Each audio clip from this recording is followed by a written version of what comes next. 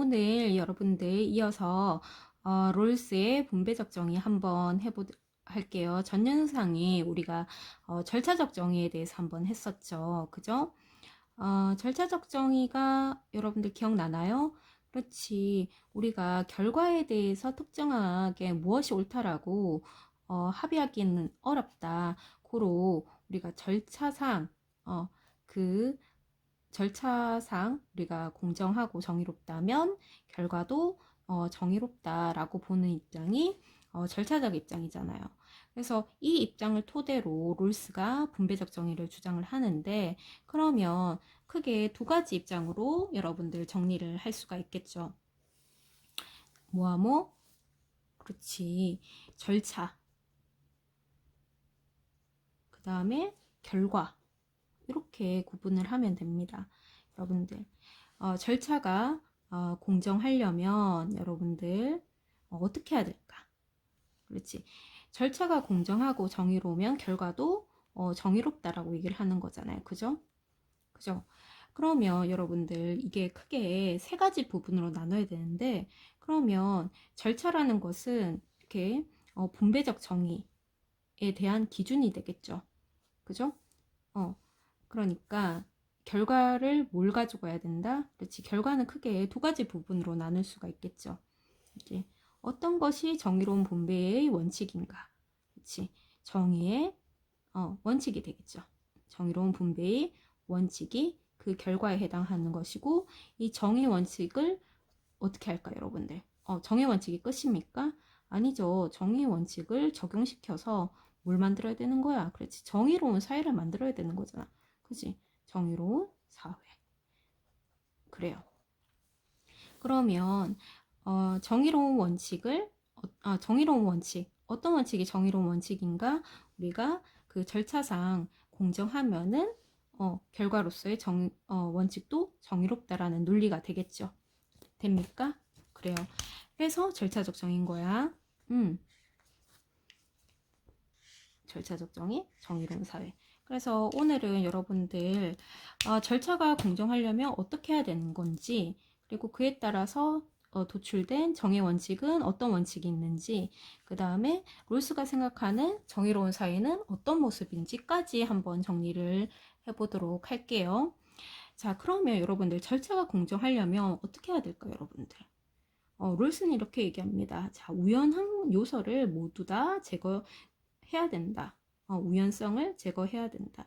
이때 우연성이라는 것은 자연적으로 타고난 자연적인 우연성. 자연적인 우연성이 뭘까요? 그러면 여러분들 그렇지. 지능, 그 다음에 신체적인 능력, 이런 것들이겠죠. 그 다음에 이런 것도 얘기를 해요. 사회적인 우연성. 사회적인 우연성이 뭘까요? 그렇지. 여러분들 가정 환경, 우리 집안의 이런 것들이겠죠. 이런 것들도 다 우연적인 요소니까 우리가 절차상 이런 것들을 제거하는 것이 왜 제거하죠, 여러분들? 우연성을 왜 제거합니까? 그렇지. 절차가 공정, 즉 정의롭게 만들기 위해서 우연성을 제거해야 된다는 거야. 그래서 이 우연성을 제거하기 위한 조건으로서 롤스가 주장한 게 뭡니까? 그렇지. 원초적 입장입니다. 원초적 입장. 혹은 원초적 상황이라고 하는데, 여러분들 다시 돌아오자. 롤스는 누굽니까? 그렇지. 정치 철학자죠. 정치 철학자니까 자신의 어떤 주장을 내세우기 위해서 뭘 하냐면, 과학자가 뭐 하듯이 과학자가 자신의 이론적인 연구를 마련하기 위해서 실험 상황을 통제를 하잖아. 그지? 이걸 통제 변인이라고 하나? 통제? 아무튼 무슨 변인이라고 하잖아. 그지? 실험 과정을 통제하잖아. 그죠? 원하는 결과를 도출하기 위해서. 롤스도 마찬가지로 원초적 입장을 왜 얘기하냐면, 그렇지. 자신의 주장을 이론화 시키기 위해서 일종의 사고 실험을 하는 거야. 머릿속으로. 그렇지. 과학자가 아니기 때문에 비커라든지 뭐 그런 것들을 쓰지 않기 때문에 사고 실험을 하는 거죠. 사고 실험의 하나의 장치로서 뭘 제시했다? 그렇지, 원초적 입장을 제시를 했다. 자, 돌아갈게요. 원초적 입장이 왜 나왔죠? 그렇지, 절차가 공정하기 위해서는 절차상의 우연성을 모두 제거해야 된다라는 이 논리에서, 즉 뭡니까? 그렇지, 공정성을 확보하기 위해서 등장한 거죠. 공정성을 확보하기 위한 사고 실험의 하나의 장치다라고 할 수가 있겠죠. 그죠? 이해가 됐습니까? 그래서 여러분들, 그러면 원초적 입장은 실제 상황입니까? 가상 상황이에요. 그렇지. 과학실에서 여러분들 실험하듯이 이거는 뭡니까? 이거는 가상 상황이야, 가상 상황. 음. 실제 상황이 아니라는 거예요, 여러분들. 그래서 여기에서 가정된 상황은 이렇게 정의로운 사회, 실제 사회의 모습이 아닙니다, 여러분들. 됐습니까? 그러면 한번 원초적 입장이 어떤 모습인지 한번 정리를 한번 해볼게요. 일단 여기 원초적 입장에 사람이 있을까 없을까? 그치? 사람이 있겠죠. 사람들이 왜 모였습니까? 왜 모였죠, 여러분들? 그렇지. 정의 원칙에 합의하기 위해서 모였습니다, 여러분들. 그런데 각자 자신의 뭘 쓰고 있냐면 이렇게 마법의 마법의 보자기 이걸 뭐라고 하냐면 이게 쓰면은 다 잊어버리는 다 모르게 되는 마법의 무지의 베일이라고 합니다. 이 베일만 쓰면 다 모르게 돼. 뭘 모르게 되냐면, 그치? 나 자신의 정보, 나 자신에 대한 정보, 그 다음에 타인에 대한 정보, 그 다음에 내가 속한 공동체가 어떤 공동체인지도 모르게 되는 이런 마법의 이런 베일을 쓰게 돼서 이런 장치를 하는 이유가 뭡니까, 여러분들? 무지의 베일을 왜 써야 되죠? 그겁니다, 여러분들. 공정성을 확보하고 우연성을 제거하기 위해서는 여러분들 자신이 어떠한 원칙을 세우는 게 유리한지 불리한지 알아야 돼, 몰라야 돼. 자기에게 불리하고 유리하고 이러한 상황에 대해서 아예 모르는 장치가 필요한 거지. 그래서 무지의 비리라는 사고 실험의 장치를 제시를 하는 거예요, 여러분들. 그러니까 이렇게 돼버리니까 특정한 사람에게 유리하거나 불리한 그러한 원칙에 대해서 합의할 수가 없게 되죠. 그죠? 그러니까 무지의 베일이라는 것은 나 자신의 특정한 뭐까지 모르냐면, 여러분들 뭘 모르냐면 이걸 쓰면 일단은 내가 어떤 인간인지, 그지?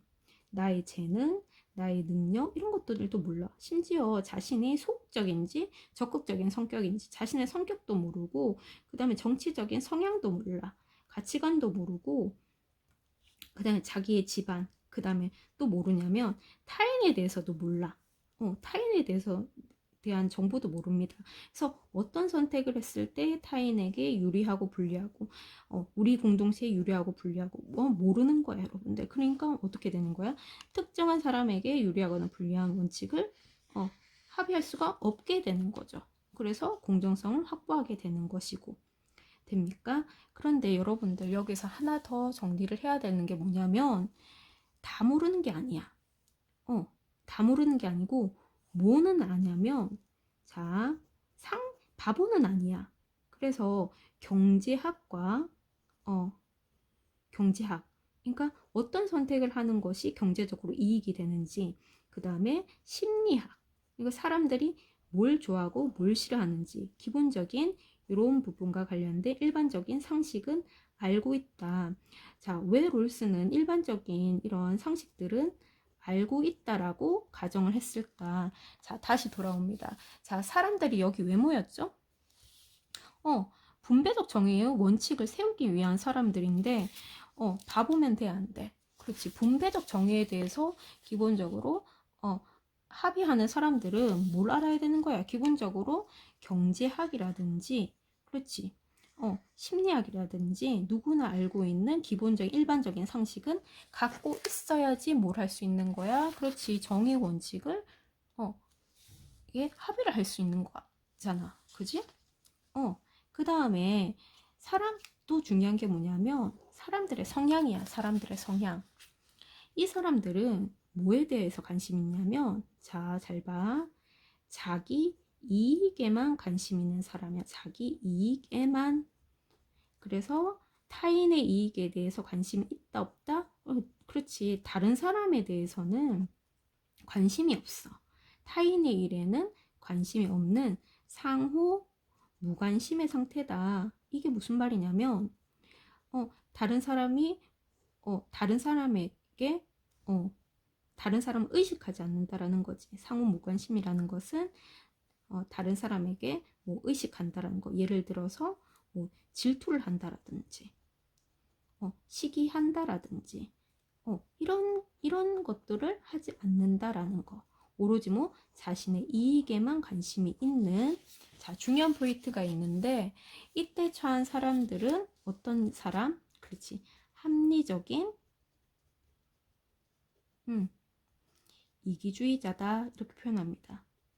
그런데 선생님, 다른 사람에 대해서 시기 질투하지 않는데 왜 이기주의자죠? 그러니까 이기주의자라는 것은 다른 사람을 해코지하고 해친다는 뜻이 아니라 뭐에 대해서만 관심이 있다는 거야. 그치? 자기 이익에만 관심이 있다는 뜻입니다. 그런데 어떤 선택을 한다? 그렇지. 합리적인 선택을 한다. 여러분들 잘 봐. 이 사람들 어떤 사람들이라고? 합리적인 선택을 한다라는 거지. 그러면 자, 어떤 원칙에 합의를 할까? 여러분들, 어떤 원칙에 합의를 할까? 여러분들, 자, 이때 두 가지 경우가 있겠죠. 첫 번째, 위험을 감수하면서 자신이 무죄의 베일을 벗었을 때 어떤 위치? 그렇지. 쉽게 얘기해서 금수저, 그 사이에 금수저라서 금수저이길 바라는 그런 심리 상태로 그런 판단을 할까? 아니면 최악은 피하려고 할까? 내가 만약에 쉽게 얘기해서 그냥 운 나쁘게 흙수저라고 밝혀졌어도 그 사회에서 최소한 흙수저라도 인간다운 삶을 영위할 수 있는 그런 사회기를 바랄까? 여러분들 합리적으로 선택한다면 누구든 만장일치로 어떠한 선택을 할까? 내가 이 나라의 유수의 뭐 삼성과 같은 자제로서 삼성의 뭐 자제로서 일 것이다.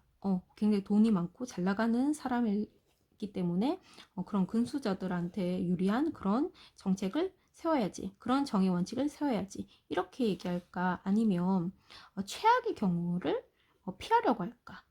최악의 경우일지라도 내가 그래도 살만한 사회이기를 바랄까? 어느 쪽일까? 롤스 같은 경우에는 만장일치로 위험 회피적 선택을 한다라고 합니다. 위험 회피적 선택을 하는 것이 뭐야? 그렇지. 합리적으로 봤을 때 자기 이익에 부합한다라는 거지. 왜? 최소한 최악의 상황에서 내가 흙수저일지라도 그 사회에서 인간답게 사는 것이 합리적인 선택이지.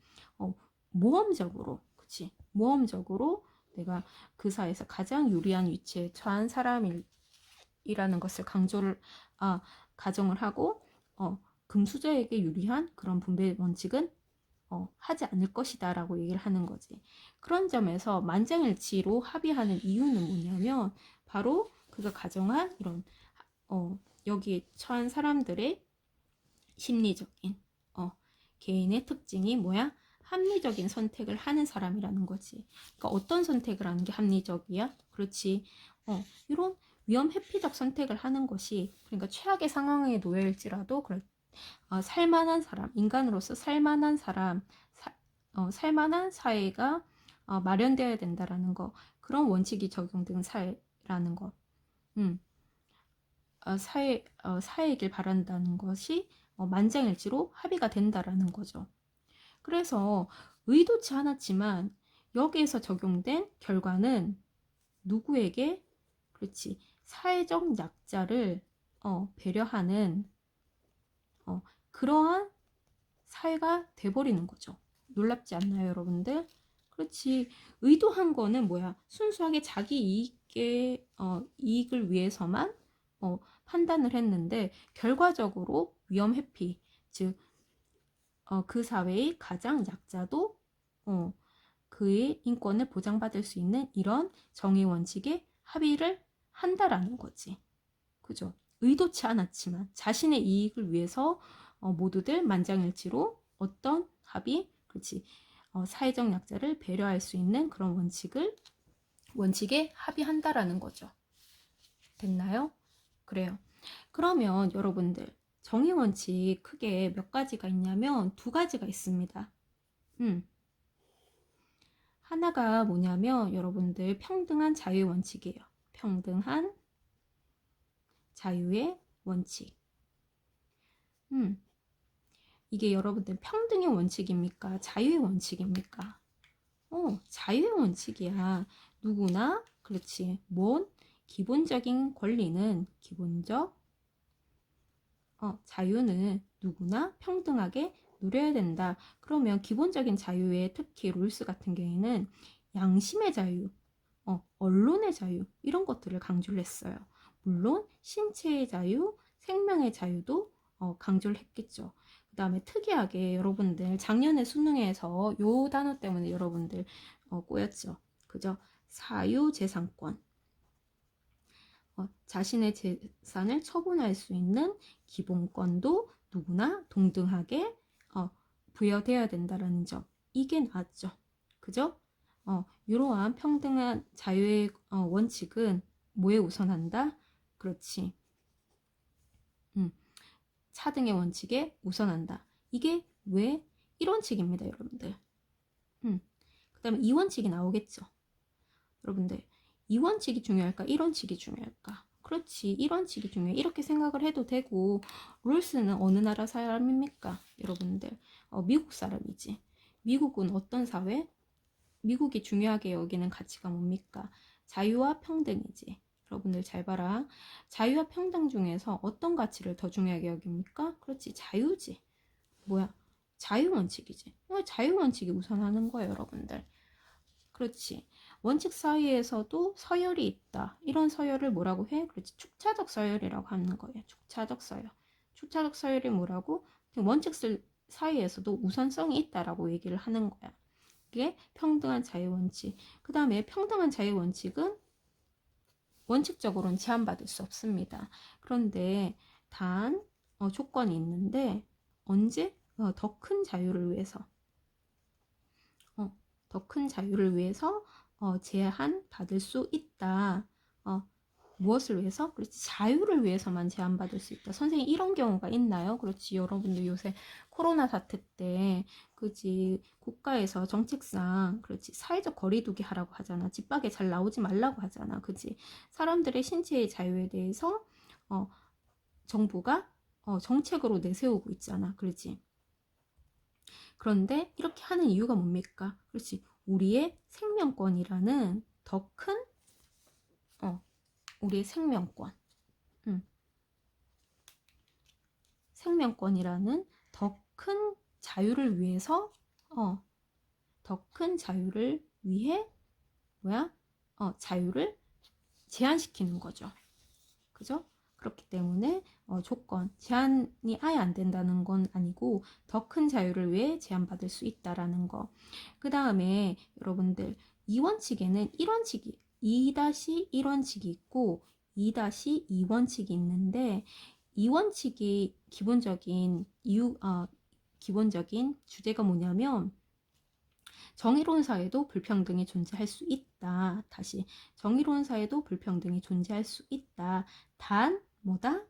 이 두 가지 원칙을 만족해야 된다라는 겁니다. 다시, 정의로운 사회도 불평등이 존재할 수 있다. 하지만 이 불평등이 정당화되기 위한 조건이 있는데 그게 이 원칙이다라는 겁니다. 됩니까? 사회경제적 불평등이 존재할 수 있다. 다만 이거와 이게 조건이 충족이 돼야지 정당화된다라는 거죠.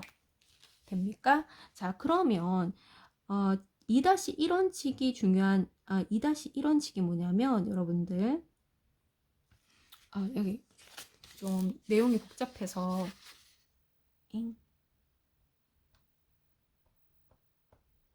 자, 내용이 복잡하기 때문에 넘어가서 한번 정리를 해볼게요.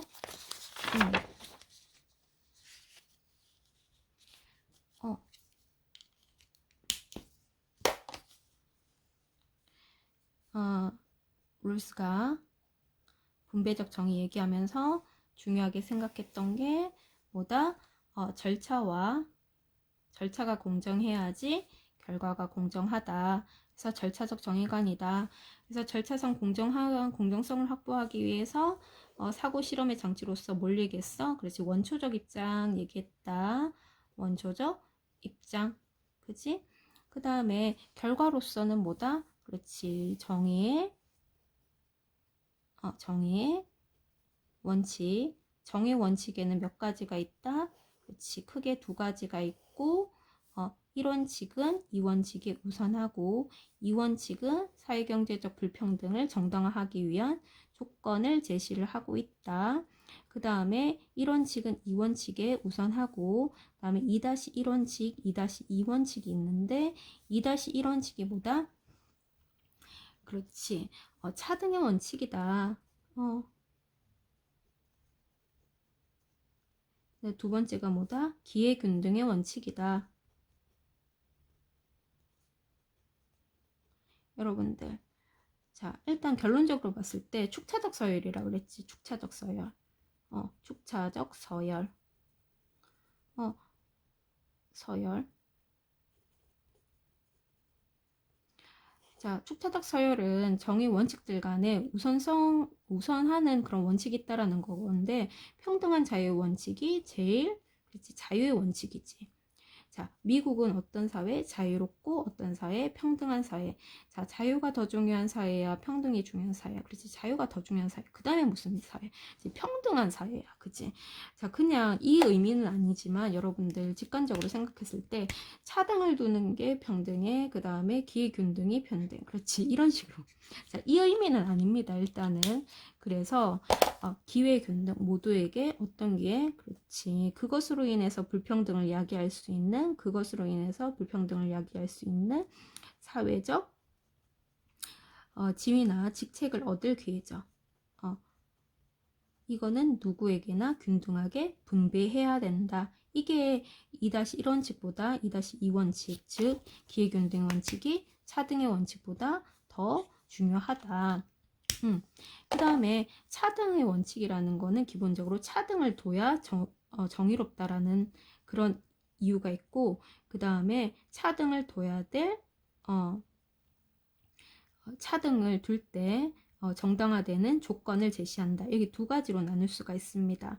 그래서 차등의 원칙의 이름이 이렇게 붙여진 거예요. 차등을 둬야지 정의롭다. 그 다음에 차등을 둬야 될 때 우리가 지켜야 될 원칙을 제시를 하는 거죠. 우리가 차등을 둬야 될 때는 기본적으로 모든 사람에게 이익이 돼야 된다. 모든 사람에게 이익이 돼야 된다. 특히 그렇지. 그 사이에 가장 사회적 약자를 뭐라고 하죠? 그렇지. 최소 수혜자. 최소 수혜자에게 최대 이익이 될 경우에만 그 차등은 정당화된다. 이런 논리죠. 그래서 여러분들 이게 잘 이해가 안 될 텐데 한번 정리를 해볼게요. 그래서 자주 드는 예가 뭐냐면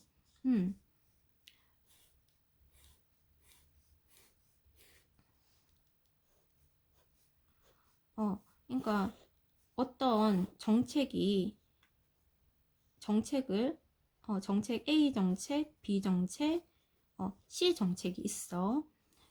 그 다음에 그 집단에 잘 사는 사람, 중간 사람, 못 사는 사람, 그 다음에 합계. 그래서 A 정책을 하면 상중하 똑같이 5, 5, 5, 15. 그 다음에 B 정책을 하면은 상은 7을 받고 그 다음에 중은 6을 받고 7을 받고 그 다음 하는 6, 그러니까 더하기 22일 합, 사회적인 총합은. 그 다음에 요 C 경우는 상은 15나 받고 중은 10이나 받고 그 다음에 하는 몇을 받냐면 마이너스 2가 돼. 그런데 합은 제일 크죠. 23.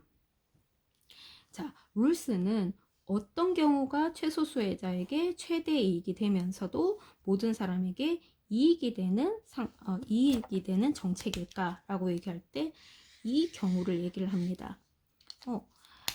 그지? 뭘 봐야 돼? 그렇지. 최소 수혜자 입장에서 봤을 때 가장 크게 최대 이익이 되는 이런 경우. 자, 이런 경우가 정책 B에 해당이 되는 거죠. 그러니까 여기가 롤스 입장이고 요 입장이 그치 균등분배 입장이고 그 다음에 요 입장이 뭡니까? 그렇지 공리주의 최대 다수의 최대 행복이니까 가장 유용성이 큰 23 공리주의 입장에 해당이 되는 거죠. 됩니까? 그래요. 잘했어요.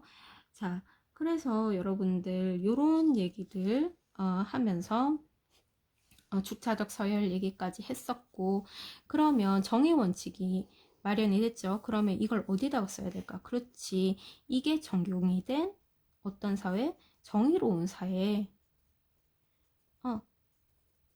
모습을 우리가 한번 정리를 해보자면, 일단은 정의 원칙은 어디에 1차적으로 적용을 해야 될까? 그 사회가 정의로운 구조, 정의로운 구조, 정의로운 제도, 그렇지. 사회 구조와 제도를 어떻게?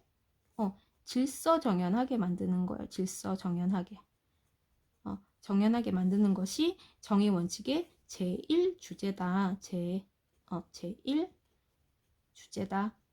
정의 원칙은 뭐 했습니다? 그 사회의 구조와 제도를 질서정연하다라는 거는 인권이 보장된 정의로운 사회를 얘기를 합니다. 여기 정의로운 구조를 만드는데 적용이 돼야 되겠죠. 그래서 구체적으로 얘기를 하자면, 자, 롤스가 생각하는 정의로운 사회라는 것은 기본적으로 자유롭고 평등한